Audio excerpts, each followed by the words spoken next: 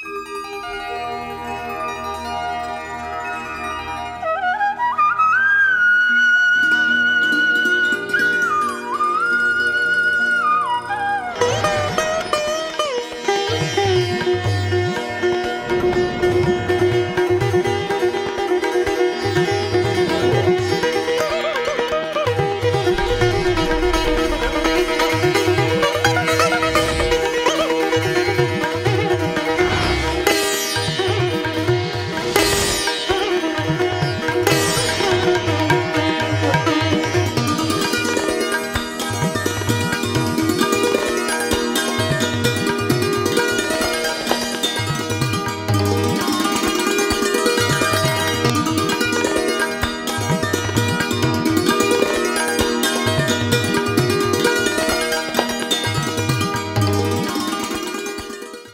శాంతి.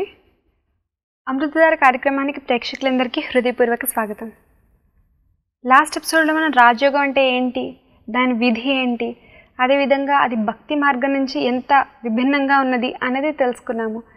అదే టాపిక్ ఈరోజు కూడా కంటిన్యూ చేద్దాము. ప్రతిసారిలాగే మనతో ఉన్నారు బ్రహ్మకుమారి శశికళక్కయ్య గారు. వారికి గాడ్ డివోట్ స్టూడియో హృదయపూర్వక స్వాగతం. ఓం శాంతి. ఓం శాంతి. అక్కయ్య, మనం రాజయోగం యొక్క విధి అనేది మీరు ఎక్స్ప్లెయిన్ చేశారు. అయితే ఈ రాజయోగం యొక్క లాభం ఏమిటి, ఎందుకు చేయాలి మనం రాజయోగం?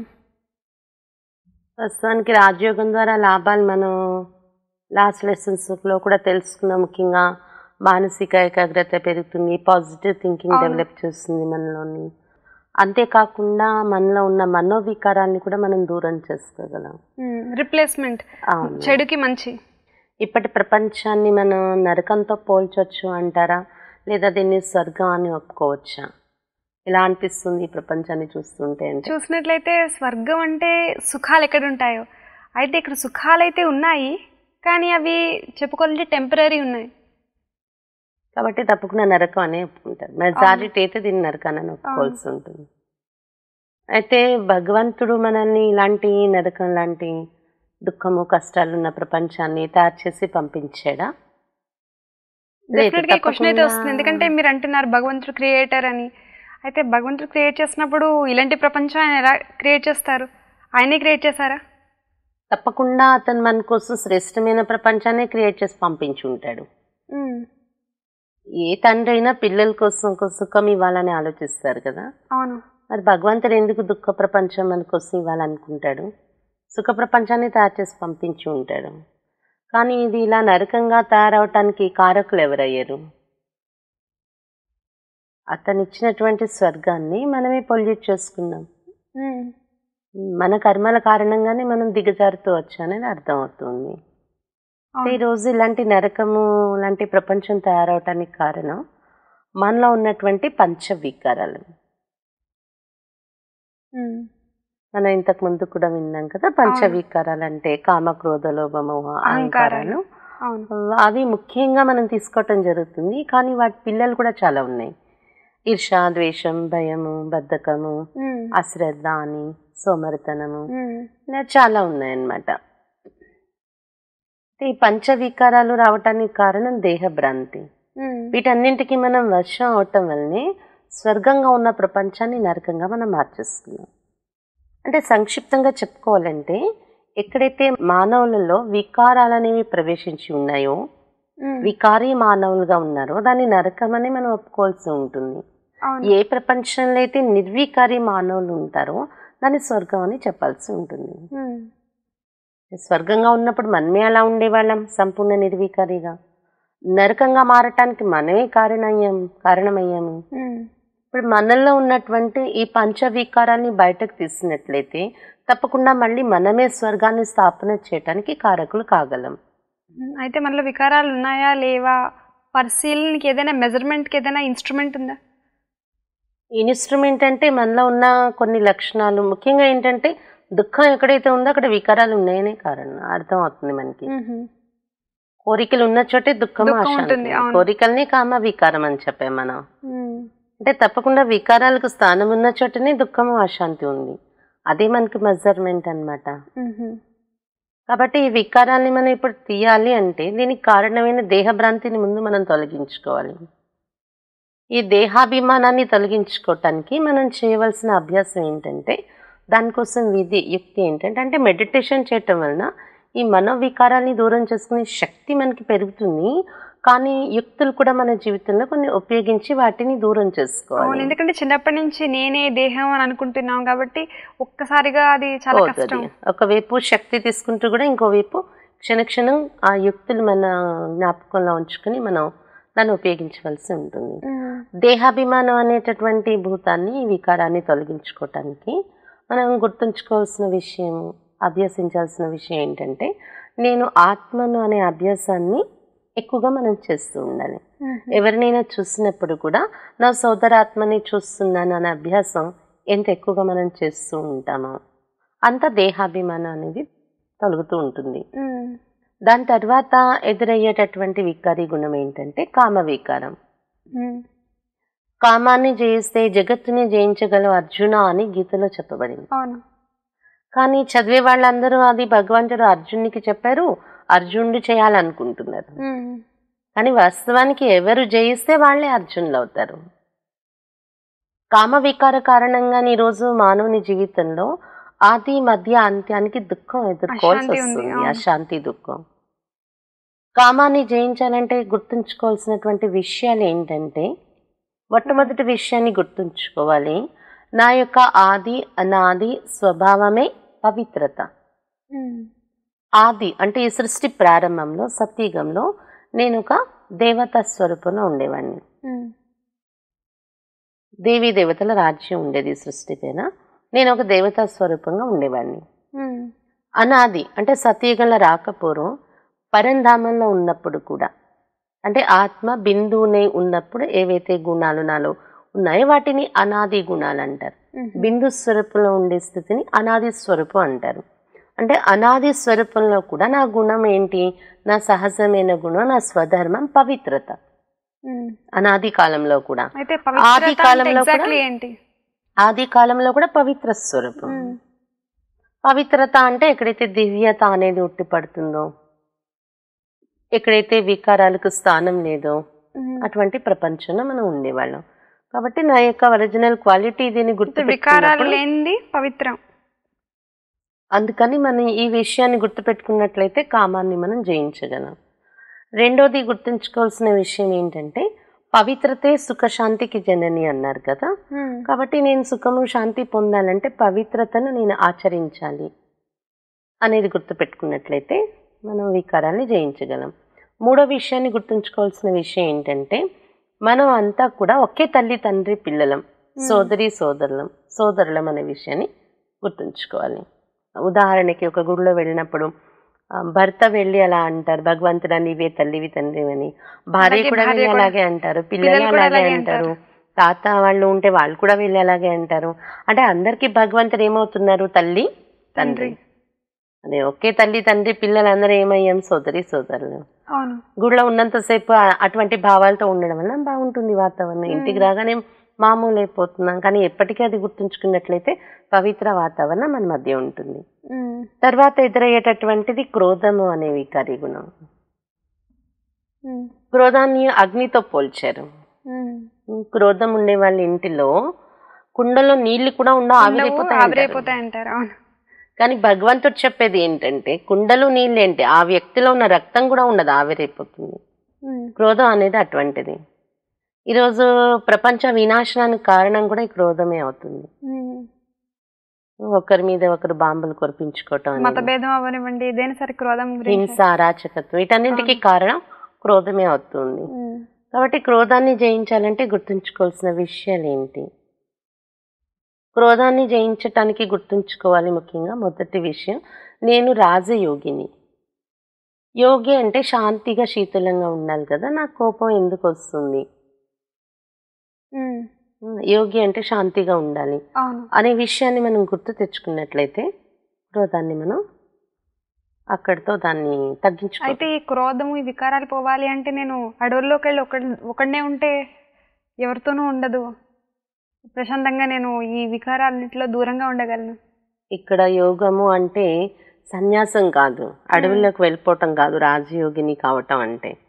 సమాజ జీవితంలో ఉంటూ కూడా మనం గృహస్థ జీవితంలో ఉంటూ కూడా పరమాత్మతో మన బుద్ధి యొక్క సంబంధాన్ని జోడించుకోవటం ద్వారా అతనిలో ఉన్న ప్రేమ, అతనిలో ఉన్న శాంతి అనే గుణాలు మనం కూడా పొందటం, దాన్ని అప్లై చేయటం మన జీవితంలో. దాని కారణంగా మనలో కూడా ఆ గుణాలు యాక్టివేట్ కావాలి కదా. ఆత్మ అనేది జ్ఞాపకం ఉన్నప్పుడు ఆత్మ యొక్క గుణాలు యాక్టివేట్ అవుతాయి. అవును. సుఖము, శాంతి, సంతోషం, శక్తి. దేహాన్ని అనుకునేటప్పుడు స్త్రీ పురుష భేద భావన, కామ వికారానికి వశం అవడం, క్రోధం, ఇవన్నీ వస్తాయి. కామ క్రోధ లోభమోహాలు. ఇన్నాళ్ళు దేహం అనుకోవటం వల్ల అవి యాక్టివేట్ అయ్యాయి మనకి.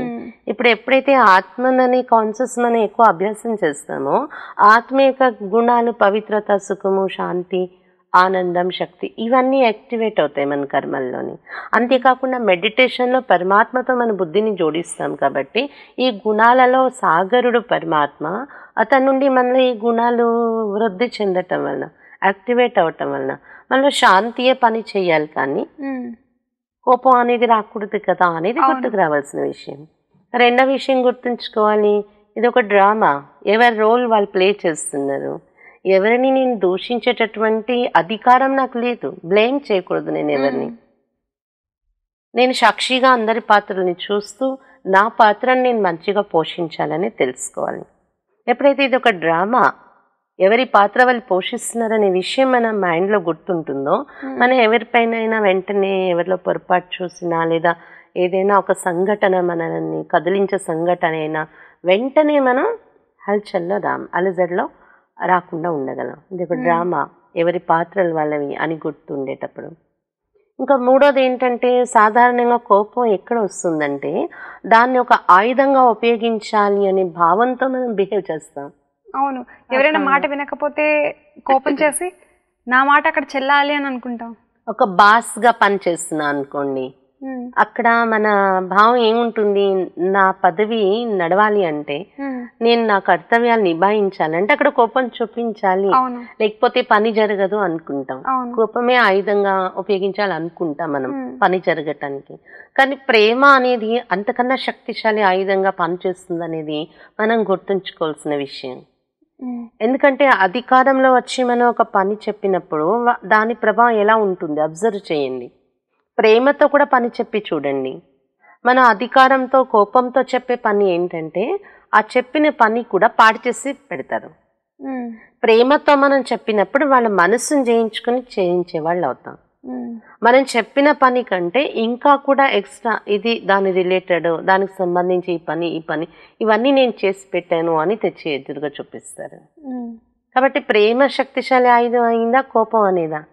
ప్రేమ డెఫినెట్గా. అందుకని మనం అధికార స్థానంలో ఉన్నప్పుడు కూడా ఎవరైనా ప్రియమైన వాళ్ళు చెప్తే అది కష్టమైన పని అయినా సరే ఈజీగా చేసేస్తాం. ఎవరైనా అథారిటీగా కోపంగా చెప్తే చేస్తాము, కానీ మనసులోంచి ఆ భావన భారంగా రాదు. అవును. అందుకని మనం ప్రేమతో చేయించుకునేది ఎక్కువ రిజల్ట్ వస్తుంది అన్నమాట. తర్వాత నాలుగోది గుర్తుంచుకోవాల్సిన విషయం ఏంటంటే, ఎవరైనా పొరపాటు చేసినప్పుడు చాలా కోపం వస్తుంది. చాలా మంది అంటారు ఎవరైనా తప్పు చేస్తే నేను భరించలేను, నాకు చాలా కోపం వస్తుంది అంటారు. ఆ తప్పు చేసిన వాళ్ళు, పొరపాటు చేసిన వాళ్ళు తెలియక చేశారు వాళ్ళు. అవును.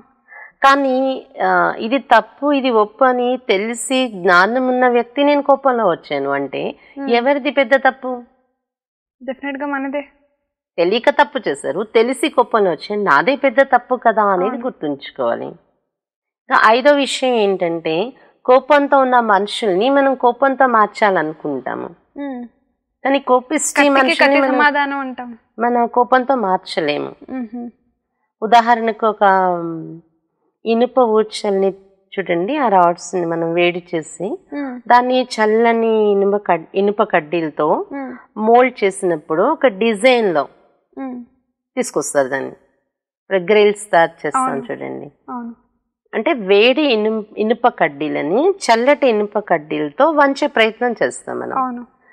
ఆ వేడి ఇనుప కడ్డీలకి వేడి ఇనుప కడ్డీతోని వంచే ప్రయత్నం చేస్తే పాసిబుల్ కాదు, అది దాన్ని మోల్డ్ చేయలేము మనం. అదేవిధంగా కోపంతో ఉన్న వ్యక్తుల్ని మనం మార్చాలి అంటే, కోపిష్టి మానవుల్ని మనలో ఉన్న శాంతి సహనంతోనే వాళ్ళని మార్చగలం. మన స్వభావం కూడా వేడి అయిపోతే రెండుకు రెండు ఒకటే అయిపోతుంది, మార్చలేము. అగ్గిలో అగ్గి పోస్తే అగ్గి పెరుగుతుంది కానీ దాన్ని ఆర్పటం అనే దానికి సాధన అది కాదు కదా. అవును.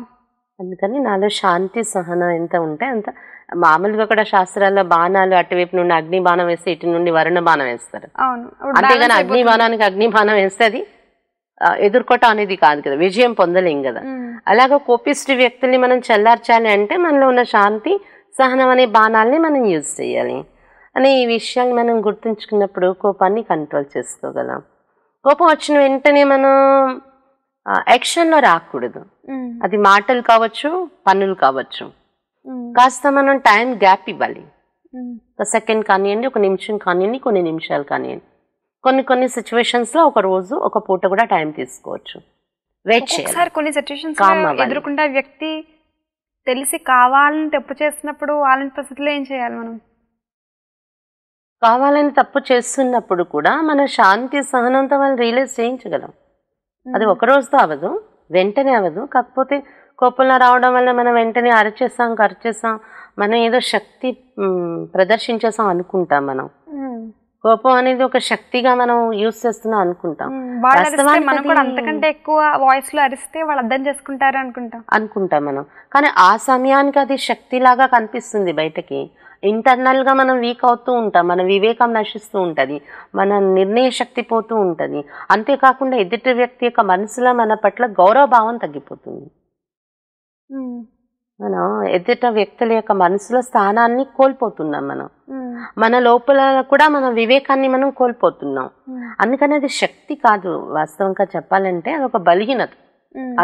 కరవడం బయటకు మనం వచ్చేయటం, చేతులతో కొట్టేయటం, నోటితో తిట్టేయటం అనేది పవర్ కాదు, ఒక వీక్నెస్ మనలోనే మనం తెలుసుకోవాలి. ఏం చేయలేక నిస్సహాయమై అరుస్తూ ఉంటారు. ఆ సమయంలో ఏంటంటే అలాంటి సిచ్యువేషన్ మన ఎదురైనప్పుడు కొద్ది శాంతం వహించి దీనిలో కూడా ఏదో మంచి ఉంది, నా మనిషికి అంతా జరుగుతుంది అని మనం కొంత టైం గ్యాప్ ఇవ్వడం వలన, వెయిట్ చేయటం వలన మళ్ళీ మన మైండ్ కరెక్ట్గా పనిచేస్తుంది. వాళ్ళతో ఎలా మాట్లాడాలి, ఈ విధంగా మనం వాళ్ళని సరి చేయాలి అని మనకి సరైన ఐడియాస్ వస్తాయి, వివేకం పనిచేస్తుంది. సమయము సందర్భాన్ని బట్టి మనం వాళ్ళకి మళ్ళీ ఏం చెప్పాలనుకున్నా అది చెప్పటం వలన వాళ్ళ శాశ్వతంగా మార్పు రావడానికి అవకాశం ఉంటుంది అన్నమాట.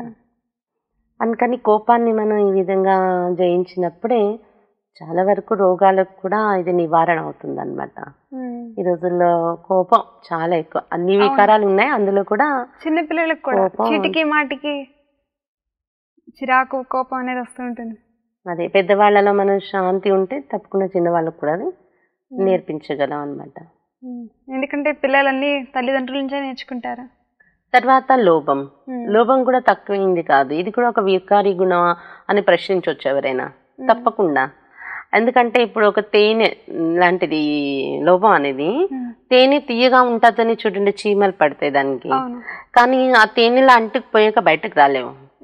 ఈ లోభం అనేది కూడా ఏంటంటే కుటుంబం పరివారం కోసం సంపాదించాలి తప్పదు కదా అని మనం మొదలు పెట్టాక అందులో అంటుకుపోతున్నాం, ఇంకా బయటకు రాలేరు. అంటే సంపాదించాలి, కావాలి కావాలి కావాలి. లోభి మానవునికి ఎంత సంపాదించినా తృప్తి ఉండదు. అవును, లోభం అలాంటిది.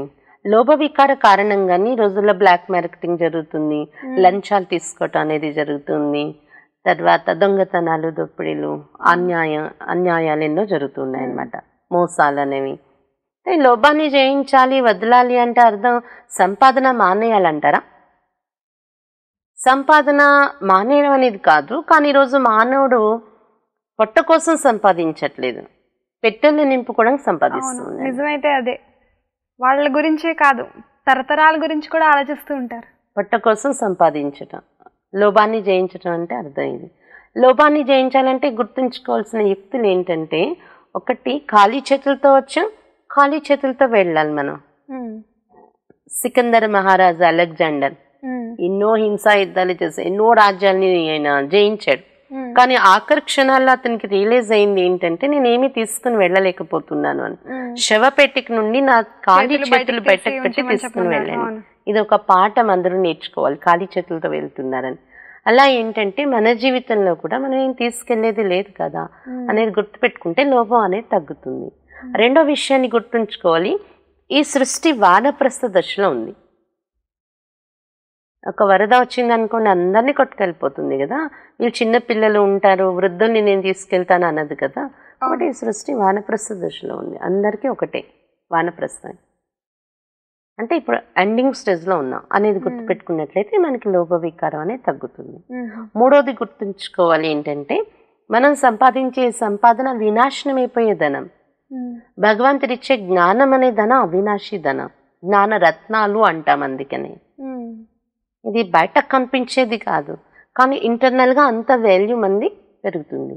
లోభాన్ని జయించాలంటే మనకున్న సంపాదనని మనం మంచి కార్యాల్లో వినియోగించడం ద్వారా, మంచి సేవా కార్యాల్లో ఉపయోగించడం వలన కూడా దాని వలన కలిగే అపారమైన సంతోషం, ఇంటర్నల్గా మనకు శక్తి, సంతోషం, సంతృప్తిని పెంచుతుంది. అది అప్పుడు ఆటోమేటిక్గా లోభ వికారాన్ని మనం జయించగలం.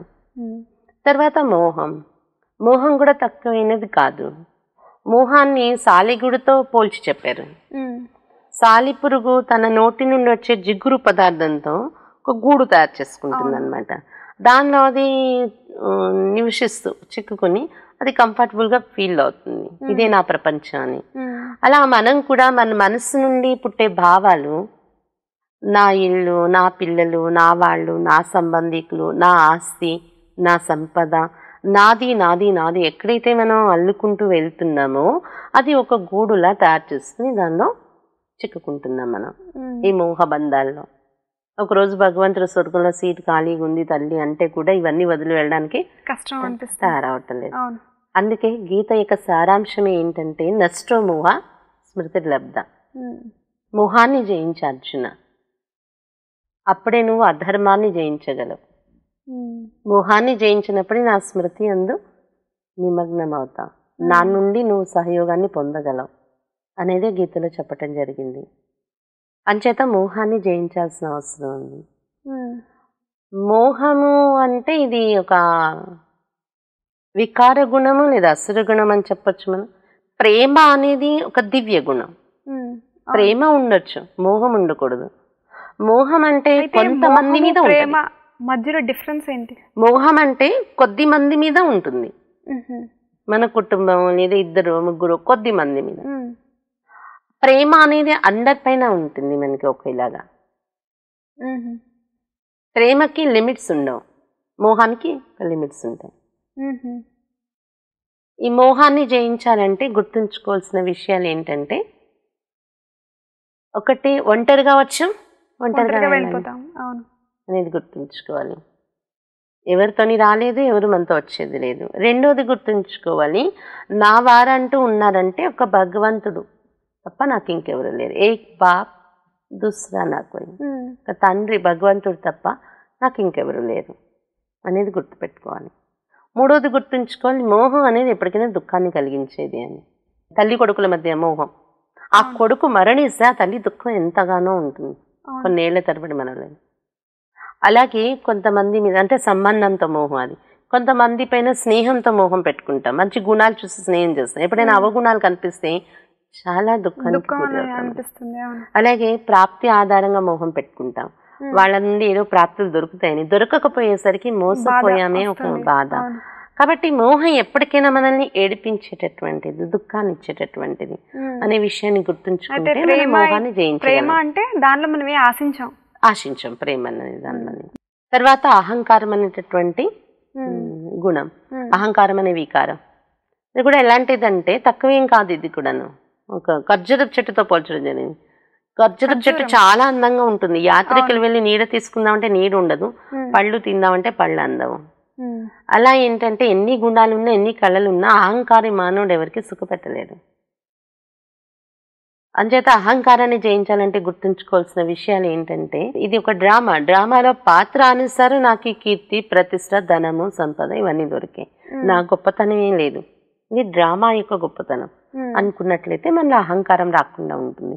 రెండోది గుర్తుంచుకోవాలి, భగవంతుడి విశ్వ సేవకుడు నేను, వరల్డ్ సర్వెంట్ అని అతడు మన ఉద్ధరణ చేయడానికి నాకు ఏదైతే విశేషతలు ఉన్నాయో అది భగవంతుడు ఇచ్చారు, అతడే సేవకుడని అనేటప్పుడు నేను కూడా ఒక సేవకుని, వరల్డ్ సర్వెంట్ నేను అని అనుకున్నట్లయితే మళ్ళీ నమ్రత అనే గుణం పెరుగుతుంది, అహంకారం తగ్గిపోతుంది. మూడోది వంగుతున్నారు, నేను ఈ మాత్రం అనేది గుర్తుంచుకోవాలి. మూడోది మీరు అన్నట్లు భగవంతుడు ఇచ్చిన విశేషతలు ఏవి, అతడిచ్చిన ప్రసాదం, నాలో ఉన్న విశేషతలు, నా గొప్పతనం లేదు అని అనుకున్నప్పుడు మనలో ఉన్న అహంకారం దూరం అవుతుంది అనమాట. ఈ విధంగా ఈ పంచవికారాలని యుక్తుల ద్వారా మనం దూరం చేసుకున్నప్పుడు మనం ఒక నిర్వికారి మానవులుగా తయారైతే వాళ్ళని దేవతలు అంటారు. అటువంటి మానవులు ఉండే ప్రపంచాన్ని స్వర్గం అంటారు. ఈ విధంగా స్వర్గ స్థాపనకు మనమే ఆధారం కావాలి. చాలా చక్కగా చెప్పారు అక్కయ్య. అంటే మీ అమూల్యమైన సమయాన్ని కేటాయించినందుకు, ఇంత చక్కటి విషయాలు అర్థం చేయించినందుకు హృదయపూర్వక ధన్యవాదాలు. ఓం శాంతి. ఓం శాంతి. అయితే ఈరోజు మనం విన్నాం కదా రాజయోగం యొక్క లాభాలు. అదేవిధంగా మన జీవితంలో ఏదైతే వికారాలు ఉన్నాయో ఆ వికారాలని మంచితనంతో మనం రిప్లేస్మెంట్ చేస్తే మన జీవితం కూడా ఎంతో సంతోషంగా ఆనందంగా గడిచిపోతుంది. అయితే ఇలాంటి విషయాల్ని, మరికొన్ని విషయాల్ని మరి నెక్స్ట్ ఎపిసోడ్లో డిస్కస్ చేద్దాము. అప్పటి వరకు సెలవు తీసుకుంటున్నాము. ఓం శాంతి. నేటి కోసం మేటి సంకల్పం. సమాజానికి ఉపయోగపడేటట్లు జీవితాన్ని మలుచుకునేవారు మహనీయులు.